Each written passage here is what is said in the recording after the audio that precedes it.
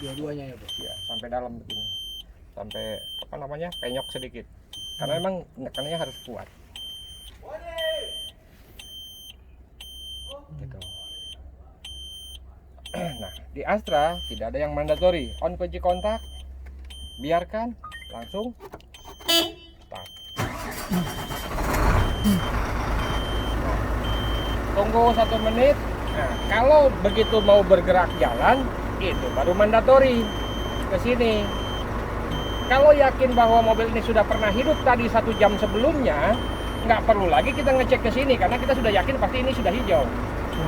Ya, karena kalau ini sudah hijau, itu mobil diparkir 3 jam mati, begitu on kunci kontak tetap masih hijau dia. Kecuali kalau semalaman dia parkir pasti biru. Jadi artinya sebelum bergerak mandatori. Kemudian kalau sudah begini biarkan saja, tinggal tindis R, tinggal tindis D, tinggal apa, misalkan mau maju jalan saja, toh nanti juga dia akan berubah. Dia akan berubah. Kembali ke posisi ini. Karena dia hanya butuh waktu kurang lebih nggak sampai 1 menit lah, sekitar 1 menitan lah paling lama. Kita lihat, biarkan. Kecuali kalau tracker kamu rubah layarnya, sampai kapanpun dia nggak akan berubah. Kecuali kamu kembalikan. Nah itu kan berubah. Jadi nggak perlu hilang dulu layarnya. Begitu ini, misalkan dalam posisi begini, oh saya mau jalan, ini harus dikembalikan dulu, nggak perlu kalau Astra. Kalau tracker iya harus. Karena kalau misalkan posisi layarnya sudah berubah, giginya di tracker nggak kelihatan. Kalau di sini kan ada.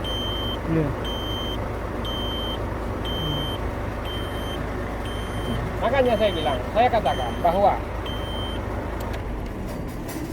tombol yang sekecil ini kan fungsinya bukan cuma satu.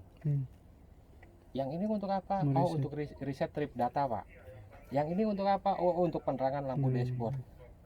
Kalau misalkan ada nggak fungsi yang lain? Ada. Untuk apa? Untuk meriset. Meriset apa? Meriset jadwal maintenance, jadwal servis. Gitu. Itu yang apa ya? Yang mungkin menurut kalian barang kecil begini. Nah, apapun biasanya berangkat dari yang kecil-kecil. Akhirnya timbullah masalah besar. Gitu. Oleh karena itu saya katakan ketika kalian di sini, maka kalian duduk di sini, maka kewajiban kalian itu untuk memahami itu. Nah sekarang kalau kita berbicara lagi masalah Astra terbaru yang 486, 485, 410, 411, 510, 511, 501, 5 berapa lah, yang memang display dashboardnya sudah agak ini ya. Nah, itu sama saja sebetulnya, cuma yang membedakan switchnya, bentuk daripada switchnya. Dan lokasi. Ketika kamu misalkan bawa mobil Avanza apakah di rumah, lampu besarnya dari mana? Dari sini. Tapi bentuknya sama nggak seperti ini? Gambarnya di lampu sama toh? Sama seperti itu, cuman mungkin tempatnya berbeda. Sama juga seperti ini. Sama juga dengan seperti ini, diferensial lock, transfer case. Di Astra yang terbaru kan di sini. Tapi bentuknya sama, gambarnya juga di sini sama. Artinya, makanya saya katakan kalau misalkan saya training orang, begitu mau jalan, Pak lampunya di mana? Cari saja sendiri. Karena kalau dia sopir pasti tahu. Oh simbol lampu besar itu yang ini. Oh ini lampu kecil. Oh ini lampu kotak. Oh ini lampu kabut. Pasti tahu. Makanya saya kalau misalnya ada training, Pak lampunya di mana? Cari saja sama kamu. Gak mungkin juga ada di luar kabin untuk switch lampu besarnya. Istilahnya begitu. Karena ya itu tadi kita melihat backgroundnya, melihat ininya.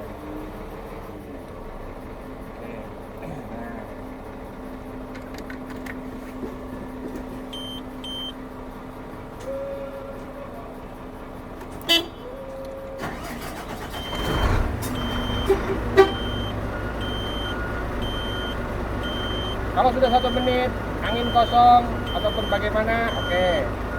Misalkan ini bisa dengan cruise control. Termasuk AC. Kalau seperti tadi saya katakan, oh kamu parkir, kemudian menunggu penumpang, menghidupkan AC belakang, tapi sayanya juga masih lama, saya harus turun dari mobil, biarkan saja begitu. Cuma sampai di 1000 lah. Biarkan saja begitu. Oh makin tinggi Pak RPM-nya, ya makin bagus, tetapi mungkin nggak nyaman di telinga kan? Nggak nyaman di telinga.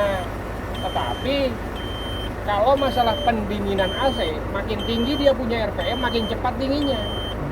Kalau RPM cuma hanya segini, kamu hidupkan AC belakang, mungkin setengah jam baru dingin. Tapi kalau RPM-nya kamu naikkan di 1000, paling cuma 15 menit sudah dingin.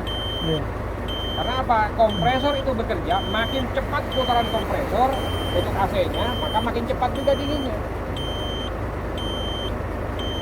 Sama seperti pompa, makin cepat kita pompa, maka makin cepat juga penuhnya. Nah, di AC juga sama.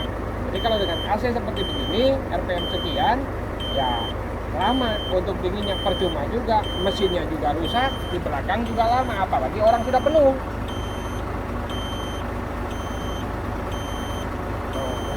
Yang ini kenapa selama saya bawa Astra, saya perhatikan ya tidak fungsi.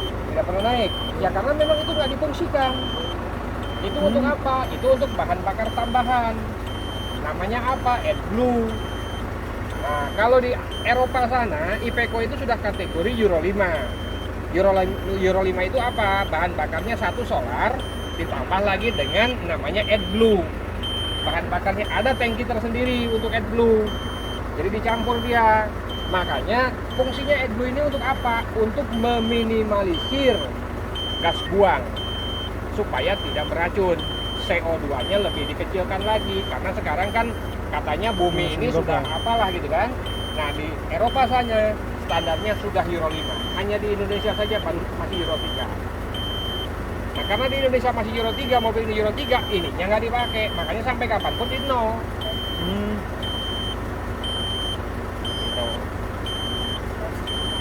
Makanya kan itu tadi yang saya katakan, mandatory. Ini apa? Oh, kilometer. Ini apa? RPM. Ini apa? Suhu, temperatur, air radiator. Ini apa? Tekanan oli mesin. Ini apa? Solar. Ini apa? Oh, ini nggak dipakai, Pak. Untuk apa? Untuk bahan bakar tambahan. Ini sudah jelas namanya AdBlue di situ. Bahan bakar tambahan ini nggak digunakan. Ini apa? HM, Pak. Yang bawa apa? Kilometer, Pak. Kilometer apa? Itu semua pasti saya tanyakan ketika kita tes. Kilometer berjalan. Iya, kilometer berjalan. Mau di riset tinggal tindih. Ya sekarang logika saja, makanya saya bilang. Ini 7068.9 HM-nya. Masa kilometernya 955.1. Di mana-mana juga yang namanya HM pasti lebih besar daripada KM. Kenapa? Ini mobil diam, mesinnya hidup, ya HM-nya berjalan lah. Ini auto, ini semi, ini maneuvering mode, slow, sama juga mundur low, mundur high, kemudian maneuvering mode. Itu makanya kalau ditanya dari posisi netral mau maju ada berapa macam, ada berapa cara? 2 Pak, apa? Matic sama manual ya? Salah, ada 3. Mundur ada berapa? Sama, ada 3. Mundur low, mundur high, sama maneuvering mode. Ini fungsinya untuk apa? Untuk engine brake. Cuman kalau posisi di sini cruise control nggak akan kerja. Nah, kenapa? Karena ini berkaitan dengan pedal gas. Tapi kalau di sini cruise control masih mau. Kenapa? Yang di sini? Karena ini cruise control ini kan kaitannya dengan pedal gas, toh? Iya. Nah, makanya begini. Kerja dia. Tidak perlu kamu ngutik-ngutik yang ini kalau ini sudah aktif. Nah, kalau yang di sini ini bekerja dengan pedal rem. Kalau gas tidak. Tapi kalau saya injak pedal remnya. Nah, kalau Astra yang baru itu cuma satu fungsinya. Simbolnya pun gambarnya cuma ini. Kalau Astra yang baru. Nah, kalau Astra sendiri, kamu saya jalan Pak dari sini Cargo Dock, sini 39. Bagusnya diposisikan di mana? Di sini. Wajib nggak? Kalau menurut saya wajib. Kecuali kalau jarak dekat, misalkan dari sini saya cuma mau putar saja, nggak pasang ininya nggak masalah. Tapi kalau kamu akan bepergian jauh, bagusnya ini dipasang. Untuk apa? Pada saat kamu sedang ngebut dengan kecepatan 50 km per jam, ada binatang nyebrang, ada orang nyebrang, atau bagaimana, refleks kamu kemana? Ke sini atau ke sini? Pasti ke kaki. Ya, ke kaki. Ketika kamu ngerem, maka engine brake nahan, karena ini sudah aktif. Rem pun ikut kerja. Tapi kalau ini posisi di sini, kampas rem menahan, mesin masih mendorong. Makanya mandatori di sini.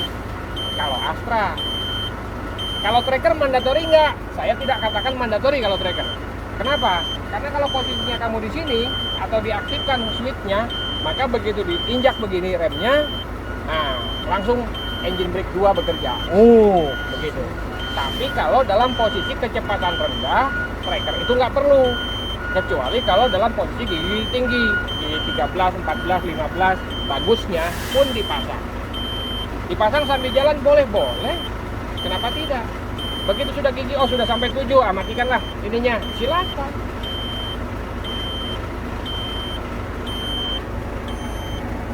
Perbedaan mendasar antara atas dengan bawah nih ketika beroperasi, Pak? Ya mendasarnya begini, kalau kamu lepas pedal gas dia ngerem. Ya. Tanpa harus injak rem. Tanpa harus injak rem. Kalau ini memang posisi pada saat injak rem. Ya, tidak bekerja. Kalau cuma hanya lepas pedal gas. Ya. Makanya kan kalau ngetes orang gampang, on kan saja nih di sini. Ini apa? Cruise control. Bagaimana mengoperasikannya? Dia tindis begini. Karena nggak tahu ya nggak bisa lah hidup. Orang ini hidup.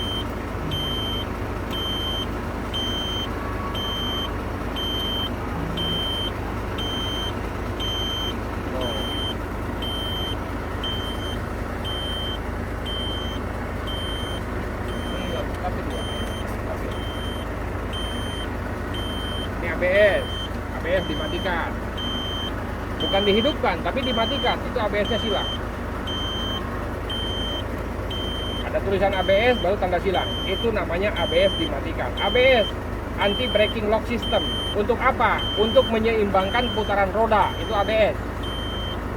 Artinya, kalau saya sedang ngebut, sedang lari, ABS-nya hidup, maka begitu kita tiba-tiba ada sesuatu di depan, kita ngerem mendadak. Nah, ABS inilah yang akan mengatur roda mana yang mengerem lebih kuat dan roda mana yang mengeremnya tidak seberapa kuat. Untuk apa? Untuk menghindari yang namanya melintir, selip, terbalik, apa segala macam. Itu fungsinya ABS. Dia tidak mau ini lagi. Ya. Dia lurus. Nah, kalau misalkan ABS-nya kamu matikan, berarti kan dia tidak bekerja. Ya. Ketika tiba-tiba terjadi sesuatu, kamu mengerem mendadak, ya sudah, 4 roda itu ngerem mati. Terlepas dia mau licin, mau kerikil, mau apa, mau tikungan, ya sudah ngerem mati semua roda. Jadi artinya ABS itu bukan dihidupkan, tapi justru malah dimatikan ketika kamu tekan tombol. Nah, ABS, kalau seandainya saya lupa menghidupkan kembali, itu bisa hidup lagi nggak? Bisa. Dengan apa? Matikan saja mesinnya. Sama, tracker juga sama. Berarti selama di start memang dia sudah hidup. Nah, begitu sudah start begini, ABS itu sudah otomatis, dia hidup. Nah, Iya. kamu tekan ini untuk mematikan. Iya, ini tanpa silang. Iya. Untuk mematikan, kamu tekan begini, kemudian, sudah mati nih. Saya mau hidupkan lagi di sini. Di Highland, bagaimana dengan ABS? Kalau kalian tidak paham, justru berisiko dengan adanya ABS. Tapi kalau kamu mendengar mungkin iklan-iklan di mobil, entah itu sepeda motor yang menggunakan ABS, harganya jauh lebih tinggi dibandingkan yang non ABS. Iya. Kenapa? Karena teknologi. Ada tambahan komponen juga di situ. Makanya harganya lebih tinggi. Tetapi bagi yang tidak paham dengan ABS malah beresiko. Contohnya apa? Banyak dulu tracker-tracker yang di atas dikit-dikit meluncur. Kenapa? Karena ABS. Orang tidak paham. Maksudnya di turunan dia menggunakan gigi tinggi, anggaplah 13, jalannya bergelombang. Pada saat dia nginjak jalan bergelombang, dia begini aja mobilnya, dung. Si rodanya terangkat. Iya. Begitu rodanya terangkat, ABS mereaksi. Karena apa? Karena ada roda yang terangkat berputar kencang, sementara yang lainnya berputarnya normal. Karena dia masih nyentuh tanah, yang lainnya tidak kencang. Begitu kencang langsung ABS merespon. Lepas diferensial lock, lepas engine brake, meluncur dulu sebentar. Nanti begitu dia sudah turun jalan rodanya ke jalan lagi, putarannya kembali normal, ABS ngasih respon lagi, sudah kembali normal, kembalikan. Ya udah, hidup lagi engine brake-nya, hidup lagi diferensial lock-nya. Tapi pertanyaan saya, berapa detik dia hilang? Nah, selama sekian detik juga pikiran sopirnya, apalagi kalau saya tadi seperti yang saya bilang, dari tukang ojek kemudian bawa mobil ini. Nah, cuman hanya 10 detik saja. 10 detik itu adalah yang menentukan. Parit atau tebing, jurang atau tebing. Nah, itulah dulu yang terjadi karena ketidakpahaman. Kenapa? Ya seperti kalian bawa mobil tapi tidak mengerti. Itulah resikonya. Kalau di bawah di lowlands ini mungkin tidak bermasalah dengan ini.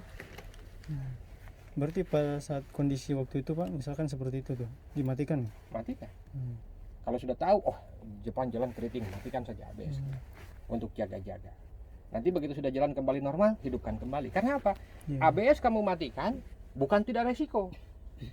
Karena seperti yang tadi, lagi ngebut di tikungan, ABS lagi mati. Tiba-tiba kamu rem, woi, itu. Tapi ketika ABS hidup, jalan keriting, kamu ngebut di situ. Resikonya apa? Pung, pung, pung, pung. Itulah yang terjadi dulu. Banyak sekali orang-orang yang di Highland meluncur, sandar di tebing, masuk ke parit adalah gara-gara ini. Kenapa? Tidak paham. Begitu saya datang, kita jelaskan, sudah mulai berkurang. Bahkan sekarang sudah tidak ada lagi yang namanya kejadian-kejadian begitu.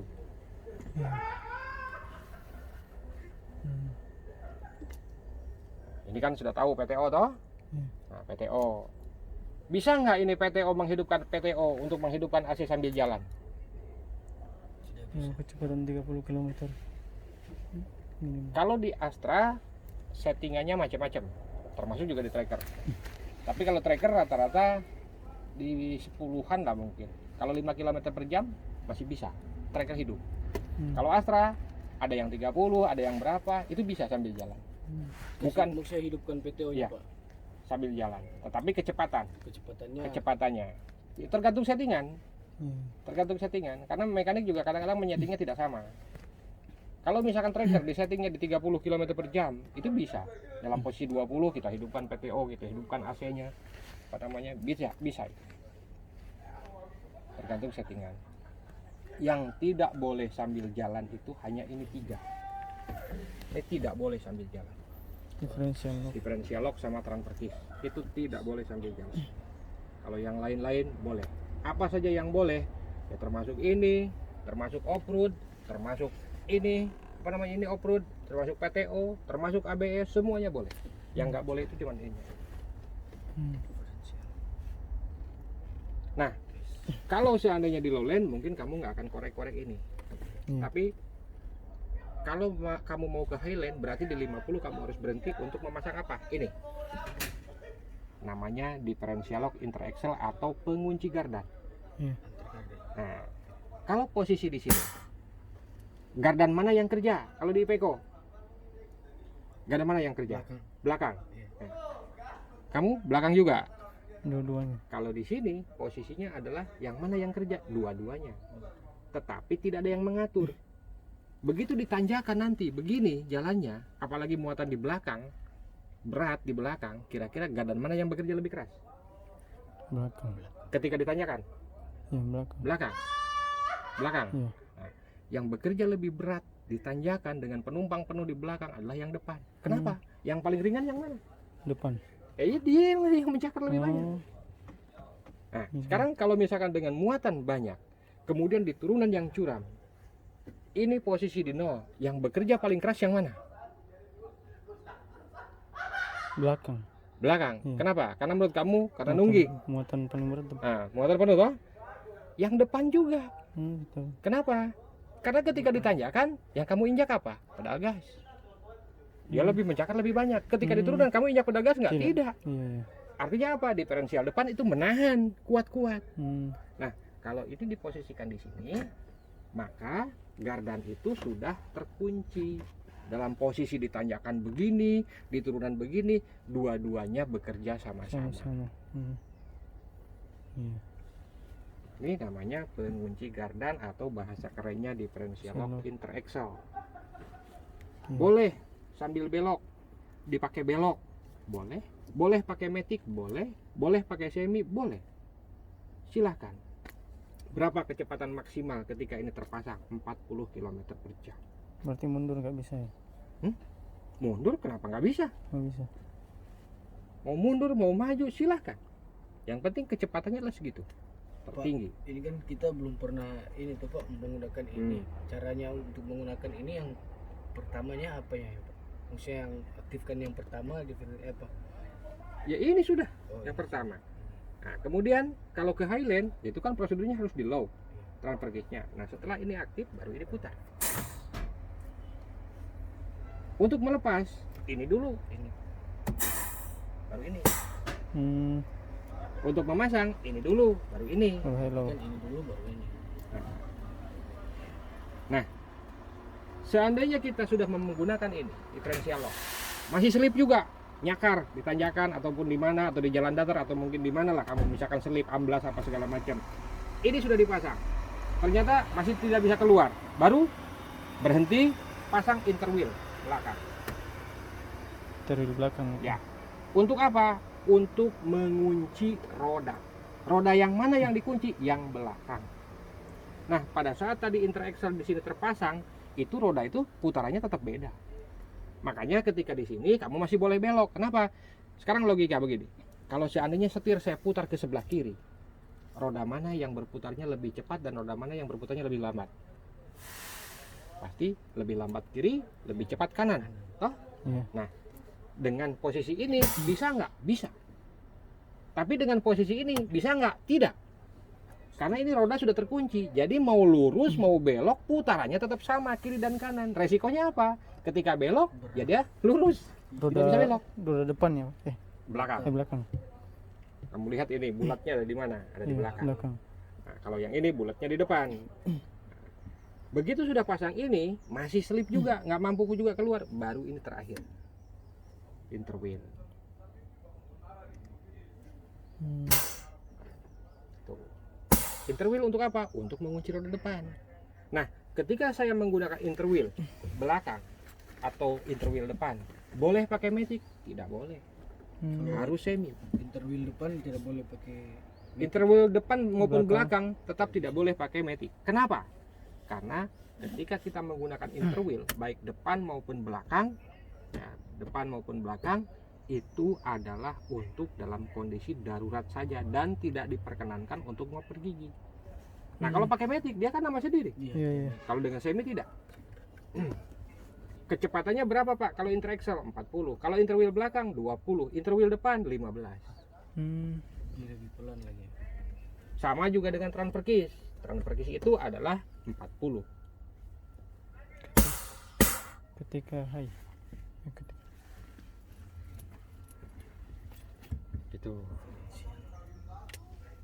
Makanya ini kalau tidak kamu paham, kadang-kadang mungkin ini apa ini?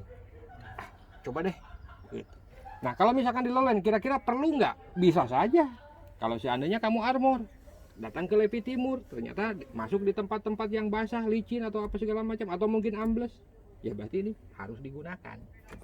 Tapi caranya ya seperti itu. Nah, apakah yang ini juga fungsinya sama untuk menambah tenaga? Tidak ada di sini menambah tenaga. Hmm. Kalau kamu misalkan untuk menambah tenaga, cuman ini satu, transfer case. Kalau ini untuk apa? Untuk menambah traksi, atau menambah cengkraman roda, atau menambah gigitan ban kepada jalan. Ini traksi namanya. Traksi.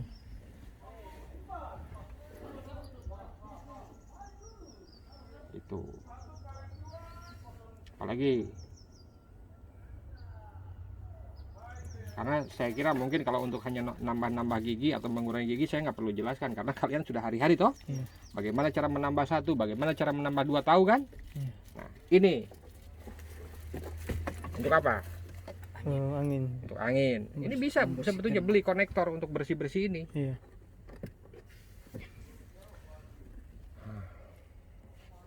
Nih.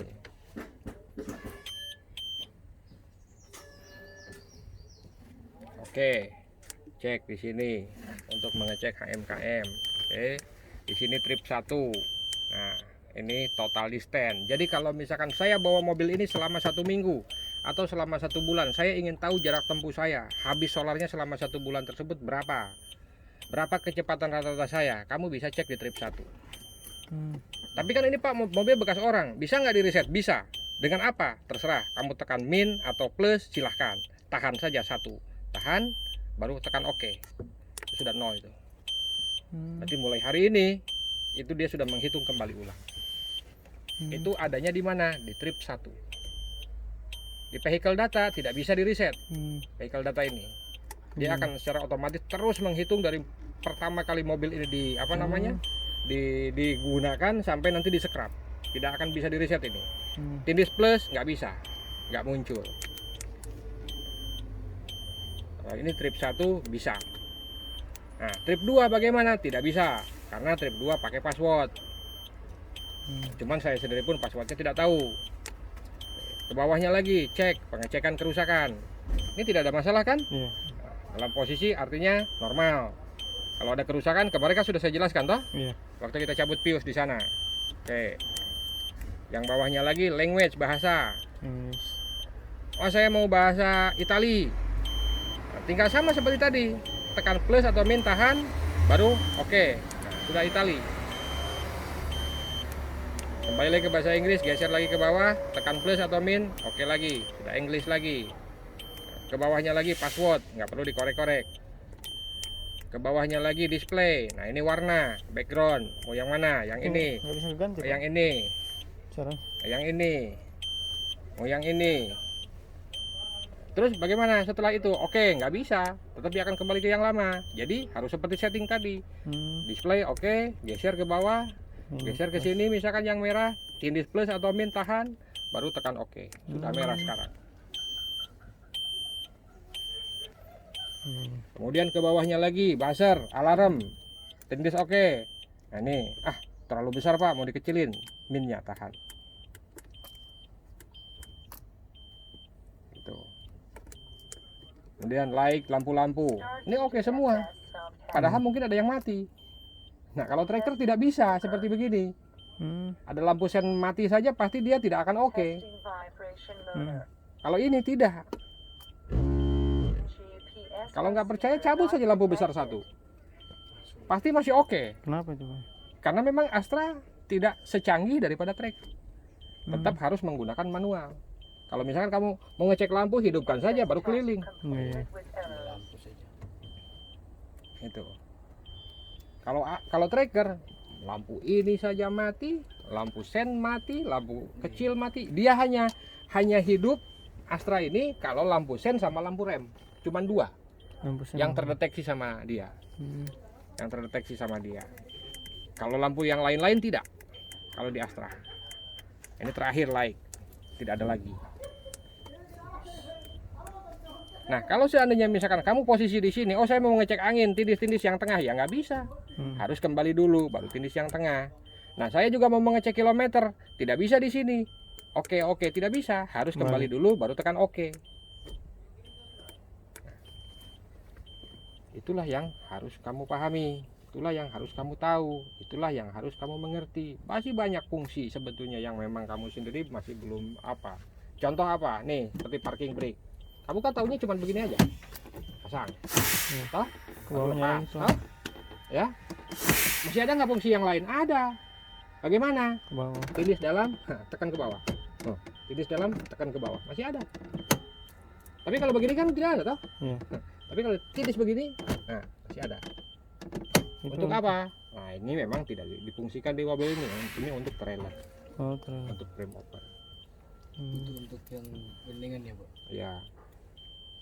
Kemudian ini kompresor AC. Jadi kalau posisinya begini, mesin hidup, ini kamu hidupkan tetap tidak dingin, kan? Tapi kalau ini tindis berarti dia dingin karena kompresornya kerja. Nah kalau ini sirkulasi udara dari luar kabin, yang mana? Yang tadi yang filternya saya bersihkan. Nah kalau posisinya begini berarti udara dari luar kabin masih masuk. Tapi kalau posisinya begini, udara dari luar kabin ditutup. Makanya ketika posisi begini, meskipun kiri kanan kaca kamu tutup, tetap debu masih ada masuk. Karena apa? Karena udara dari luar masih masuk.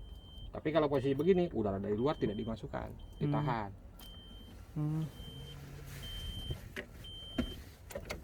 Iya.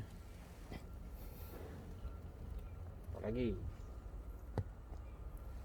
Coba maaf nih ulang tentang itu tadi. Apa off-road mode? Kenapa? Off-road Kenapa overnya? fungsinya Ya, fungsinya kan untuk mempercepat perpindahan gigi kalau di semi. di sini. Nah, kalau di manual untuk lebih cepat perpindahan giginya.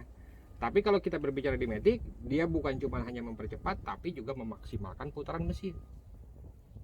Kalau di sini, di semi, kita pasang, maksimal nggak RPM-nya? Enggak, karena apa? Kamu yang ngoper sendiri kok.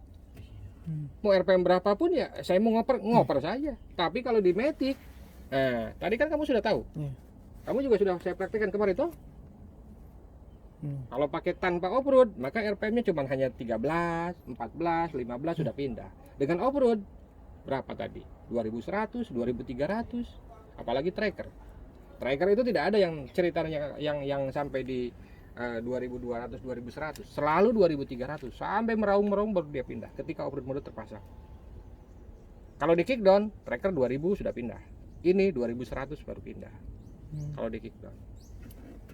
Jadi fungsinya untuk apa? Mempercepat perpindahan gigi kalau di semi. Kalau di otomatis mempercepat perpindahan gigi dan memaksimalkan putaran mesin. Kapan digunakan? Ya saat saya perlu lah. Ya, saat diperlukan. Kalau misalkan dijawabnya pada saat di Matic Pak. Nah, tadi saja dari gigi berapa ke berapa saya nggak pasang. Nanti setelah gigi sekian baru saya pasang karena saya perlu di situ. Oh di Highland Pak. Di Highland di mana? Ya nanti kalau pindah gigi, kalau tidak pindah gigi perlu nggak? Ya enggak. Ya berarti kan nggak perlu. Off-road dipasang. On off. Off-road mode pada saat mobil sudah bergerak bagaimana? Boleh. Tadi juga kan saya ini kan. Nah, tetapi di sini makanya mungkin mobil ini juga digunakan oleh orang yang tidak begitu memahami atau jarang menggunakan off-road. Makanya off-roadnya di sini pun didiamkan saja. Harusnya akan lebih enak kalau off-roadnya di sini. Dipindah, bisa pindah, bisa. Gampang, tinggal hanya obeng biasa, atau kalau nggak begitu pada saat masuk ke workshop minta tolong duitnya pindahkan konektornya. Itu Ini pindah ke sini. iya, semua PTO ini bisa pindah ke sini, bisa pindahkan saja, gampang kok. Apalagi kalau yang ini tinggal cabut begini, tinggal pindahkan ke sana, tutupin di sana, yang ini pindah ke sini. Cuman kalau di sini nggak bisa main cabut karena apa? Ada konektor di dalam.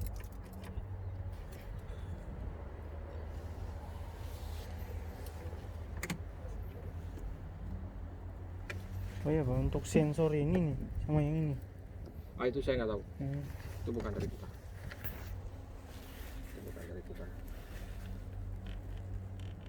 Lagi.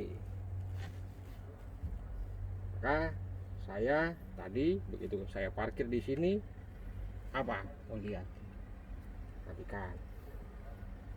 Kemudian apalagi tadi, netralkan transmisi, matikan lampu, matikan AC, sudah. Baru matikan mesin. Jangan karena alasan ingin buru-buru, karena ada sudah mau pulang ataupun bagaimana ditinggal orang, itu tidak ada cerita lah. Karena untuk mematikan ini tuh cuma sebentar, nggak lama. Dan pada saat menghidupkan mesin pun sama, on kunci kontak, lihat dulu sana sini. Oh sudah tidak ada ini apa segala macam baru.